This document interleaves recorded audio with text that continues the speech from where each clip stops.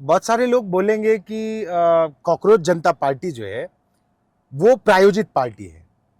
बहुत सारे लोग ये अंदाजा लगा रहे हैं कि अभिजीत दीप के अन्ना हजारे हो सकते हैं, युवाओं का अन्ना हजारे, या 2014 के पहले जो तरकीब अपनाई गई सरकार बदलने की, कहीं ऐसी ही कोई प्लांटेड साजिश तो नहीं है, या कहीं ऐसा तो नहीं है कि ये पाकिस्तान, अमेरिका और दुनिया भर के अलग अलग देशों से या टेररिस्ट फंडिंग से बना हुआ कोई संगठन है।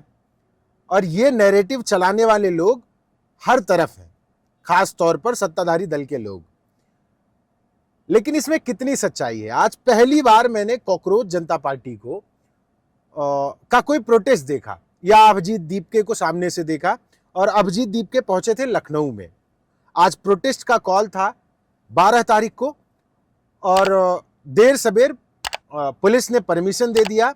परमिशन का पेपर मिलने के बाद तकरीबन 1:30-2 बजे के करीब अभिजीत लखनऊ में इको गार्डन पहुंचे।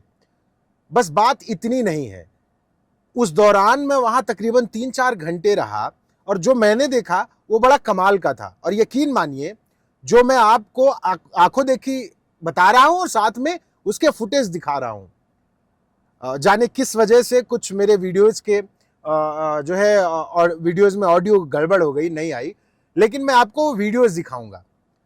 अभिजीत दीपके के आने से पहले तकरीबन सुबह 6-7 बजे के करीब से ही तमाम अभ्यर्थी इकट्ठा हो रहे थे। कुछ थे जो अभिजीत दीपके के कॉल पे आए थे, जो कॉकरोचेस थे, और कुछ थे जो तमाम कोचिंग संस्थानों के शिक्षकों जैसे विवेक सर और तमाम और टीचरों के कॉल पर लखनऊ पहुंचे थे। चाहे वो यूपीएसआई के स्टूडेंट्स थे या उत्तर प्रदेश राज्य सरकार के द्वारा जो भी वैकेंसीज आ रही हैं उनमें पेपर लीक, धांधली और तमाम चीजों का विरोध कर रहे थे। अब उसमें जो सबसे बड़ा रोल निभा रही थी वो थी भारतीय जनता पार्टी। भारतीय जनता पार्टी ने अपने द्वारा पाले गए या कहिए खरीदे गए 10-15 यूट्यूबर्स वहां डिप्लॉय कर रखे थे। वो उनके वॉरियर्स थे। और वो वॉरियर्स कर क्या रहे थे कि स्टूडेंट से ये नहीं पूछ रहे थे कि तुम क्यों आए हो भाई, क्यों परेशान हो, प्रोटेस्ट क्यों कर रहे हो, तुमको धर्मेंद्र प्रधान जी का इस्तीफा क्यों चाहिए, या क्या दिक्कत है, सरकार को क्या सही करना चाहिए। वो हर एक स्टूडेंट के मुंह पर माइक लगाकर पूछ रहे थे कि उमर खालिद को जानते हो, उसका सपोर्ट क्यों करते हो। उमर खालिद को तो ऐसा ये 10-15 लोग नाम जप रहे थे जैसे उनके फूफा हों। और तो और इंटरेस्टिंग चीज ये है कि लोगों को जाति पे, धर्म पे और ऐसे तमाम मुद्दों पर वहां खड़े होकर भड़काने की कोशिश, स्टूडेंट्स को डिरेल करने की कोशिश, पूरे प्रोटेस्ट को डिरेल करने की कोशिश, यहां तक कि वहां कई बार उन्होंने विवाद की स्थिति पैदा कर दी। एक ये यूट्यूबर है, देखिए ये वीडियो आप देखिएगा, ये अनुज अवस्थी है। इसको मैंने तकरीबन 1 घंटे तक ऑब्जर्व किया, ये स्टूडेंट्स के बीच में जाकर उनको भड़काना, उनसे उल्टे सीधे सवाल करना, यहां तक कि स्टूडेंट्स को गाली देना। स्टूडेंट्स ने यह दावा किया कि ये लोग गाली दे रहे हैं हमें। और अनुज अवस्थी को तो मैंने अपनी आंखों से देखा, एक स्टूडेंट को कह रहा है तुमको लड़की पसंद आ गई है। स्टूडेंट्स को ऐसा दौड़ा रहे थे जैसे ये पत्रकार नहीं थे, ये यूट्यूबर्स नहीं थे, ये कोई माफिया या गुंडे थे या कोई एक ऐसा संगठन था जिसको छोड़ दिया गया है कि किसी को बोलने मत दो। और ये सारे लोग भारतीय जनता पार्टी के एजेंडे से प्रभावित और बाकायदा पेड लोग हैं। यकीन मानिए, अगर इनका अकाउंट डिटेल चेक किया जाए, इनके घर आने वाले पैसे चेक किए जाएं और जो मोटे लिफाफे ये वसूल रहे होंगे उनको चेक किया जाए, तो पता चलेगा कि किस तरीके से बिके हुए लोग हैं।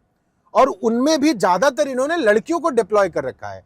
पहले तो वो लड़कियां लोगों को लगातार पोक कर रही हैं, डिस्टर्ब कर रही हैं, प्रोटेस्ट को खराब करना चाह रही हैं, झूठे आरोप लगा रही हैं प्रोटेस्टर्स पे।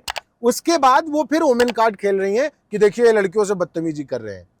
जब मैंने इस नौजवान से पूछा, इस तथाकथित पत्रकार यूट्यूबर से पूछा कि भाई तुमको लोग ऐसे क्यों भगा रहे हैं, ऐसा क्या कर रहे हो तुम, यहाँ स्टूडेंट तुम्हारे पीछे क्यों पड़े हैं, क्यों तुमको ये लोग बोल रहे हैं कि जाओ यहाँ से, इतनी देर से तुम्हारे पीछे भाग रहे हैं।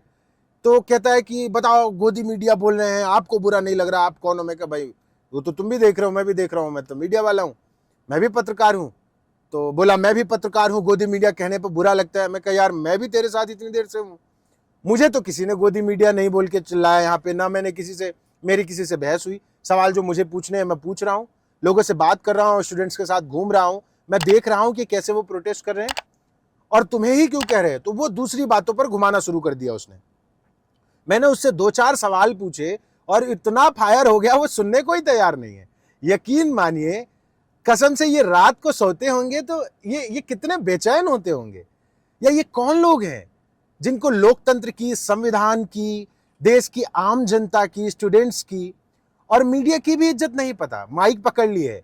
एक तो लड़का मिल गया, वो लगातार लोगों को भड़का रहा था। मैंने पकड़ा, भाई कैसा, माइक मेरे मुंह पे लगा दिया। मैंने कहा यार मैं तो तेरे पेशे में हूं। तो माइक और फोन बंद करके, कैमरा बंद करके साइड। मैं कहा क्या कर रहा है, क्यों लोगों को नफरत का बीज बो रहा है, क्यों लोगों को नफरत में झोंक रहा है, ये सब क्यों सवाल कर रहा है। कहता अरे नहीं नहीं, मैं तो बस। मैं कहा कहाँ से पढ़ाई की। बोलता है कि किया है। मैं कहा क्या किया। बोला बीसीए किया है। फिर क्या किया, एमसीए किया है। मैं कहा मास कम्युनिकेशन किया। कहता नहीं, मास कम्युनिकेशन नहीं किया। मैं कहा पीत पत्रकारिता जानता है। कहता नहीं जानता हूं। मैं कहा थोड़ा बहुत पढ़ ले भाई, नहीं डिग्री लेनी है, थोड़ा यूट्यूब पे ही 2-4 क्लास कर लो। क्या कर रहे हो। अगर आपको, आप खुद युवा हो, आपके घर के बच्चे हो, यकीन मानो आपको कैसा महसूस होगा। और जो लोग ये बात कह रहे थे, इस पूरे घटनाक्रम में जो मैंने महसूस किया, अगर भारतीय जनता पार्टी या किसी भी ऐसी चीज का हाथ होता तो भारतीय जनता पार्टी इस तरीके से अभिजीत दीप के, कॉकरोच जनता पार्टी और तमाम स्टूडेंट्स के इस प्रोटेस्ट को खराब करने की कोशिश नहीं करती। तमाम लोग एक विशेष रूप धारण कर उसमें घुसे और उन्होंने लोगों से बदतमीजी की। जानबूझकर प्रोटेस्टर्स के साथ वो लड़ने की कोशिश कर रहे थे, लोगों के ऊपर आरोप लगा रहे थे। जो स्टूडेंट्स पूरी पूरी रात ट्रेनों में चलकर बिना सोए इको गार्डन पहुंचे थे, उन पर लड़कियां छेड़ने का आरोप लगा रहे थे, उनको गालियां दे रहे हैं। और ये घोषित गुंडे इतनी हिम्मत कहां से पा रहे, सबको पता है। अभिजीत दीप के सड़क पे है। और यकीन मानिए, इस पूरे देश को यह बात समझनी चाहिए, एक पत्रकार के तौर पर, एक नागरिक के तौर पर, और हाँ, हमारे छोटे भाई बहनों, हमारे परिवार के बच्चों और हमारे देश और प्रदेश के नन्हे बालकों के भविष्य के नाते मैं आप सब से यह बात कह सकता हूं कि अभिजीत दीप के पे कोई कितना भी आरोप लगाए, फिलहाल वो लड़का आपके लिए लड़ रहा है। अगर वो लड़ रहा है तो आपको उसके साथ होना चाहिए और लोकतंत्र में विरोध की आवाज जरूर होनी चाहिए। एक ऐसा वक्त जब स्थापित दलों के तमाम नेता और उनके तमाम कार्यकर्ता एक सेट पैटर्न पर प्रोटेस्ट कर रहे हैं या सिर्फ ज्ञापन सौंपने को ही क्रांति समझ रहे हैं, ऐसे दौर में अभिजीत दीपके का इस तरीके के प्रोटेस्ट का आयोजन और वहां उमड़ती युवाओं की भीड़ और जेनजी की आवाज, जो बच्चे पीड़ित हैं, जो सच में प्रताड़ित हैं, जो आत्महत्या करने को मजबूर हैं, कम से कम उनकी आवाज अभिजीत दीपके उठा रहा है। और रही बात इसकी कि वो राजनीतिक लाभ लेगा, तो इसमें कोई दो राय नहीं है। आज तक जितने भी लोगों ने सामाजिक आंदोलन किए, परिवर्तन के आंदोलन किए, कोई भी नाम आप ले लीजिए जिन्हें आज आप बहुत महान समझते हैं या हम उन्हें महान मानते हैं, उन्होंने समाज और देश के लोगों की लड़ाई लड़ी, देश हित की, जनता के हित की लड़ाई लड़ी, लेकिन बाद में उन्होंने भी राजनीतिक सामाजिक लाभ लिए। अगर ये खतरा किसी को है कि अभिजीत दीप के राजनीति में स्थापित होने के लिए ये कर रहा है, कोई बात नहीं। राजनीति में स्थापित होने तक अभिजीत दीप के अगर ये कर रहा है, आपको तब भी उसका साथ देना चाहिए। आज जो कुछ हुआ और जिस तरीके का बिहेवियर मैंने अभिजीत दीपके के साथ देखा, वो बहुत ही निंदनीय है। और जिस तरीके से कॉकरोच जनता पार्टी के पूरे प्रोटेस्ट को डैमेज करने की कोशिश की गई, जिस तरीके से भारतीय जनता पार्टी के द्वारा भेजे गए पत्रकार रूपी गुंडों ने वहां तांडव मचाया है, जिस तरीके से पूरे प्रोटेस्ट को डिरेल करने की कोशिश की गई, और जो खौफ मैंने स्टूडेंट्स में देखा है कि वो माइक देखने के बाद कुछ कहने की हिम्मत नहीं जुटा पा रहे थे, उनके बीच में जो मैं आज देख के आ रहा हूं वो भयावह है।